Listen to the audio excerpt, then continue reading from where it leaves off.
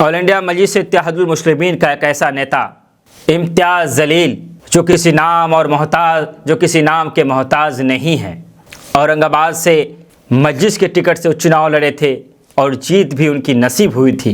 अपनी बातों को रखते के दरमियान इम्तियाज़ जलील ने एक बात कही जो काफ़ी चर्चा हो रहा है। उन्होंने कहा, मंत्री साहब, मैं बड़ा सोच समझ कर बोलता हूँ और सच बोलता हूँ। मैं जब भी किसी की पोल खोलता हूँ तो पहले तथ्यों पर बात करता हूँ, मैं गहन विचार करता हूँ, तब जाकर मैं अपनी ज़ुबान खोलता हूँ। मैं ऐसे ही किसी पर आरोप नहीं लगाता, मैं ऐसे ही किसी पर बात नहीं करता, मैं ऐसे ही किसी पर लांछन नहीं लगाता।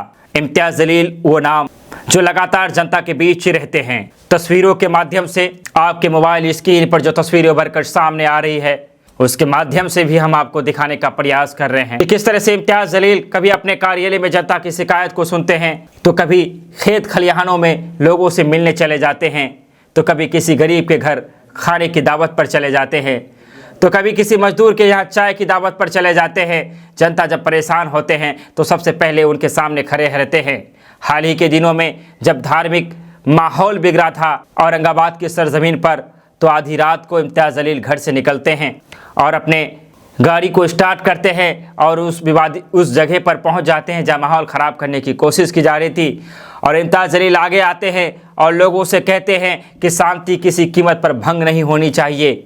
मैं यहाँ खड़ा हूँ, मेरे रहते हुए किसी तरह की अप्रिय घटना नहीं घटनी चाहिए, मेरे रहते हुए कोई अशोभनीय बात नहीं होनी चाहिए, मेरे रहते हुए माहौल में नफ़रत की फ़िज़ा नहीं घोलनी है। इस चीज़ का नाम है इम्तियाज़ जलील।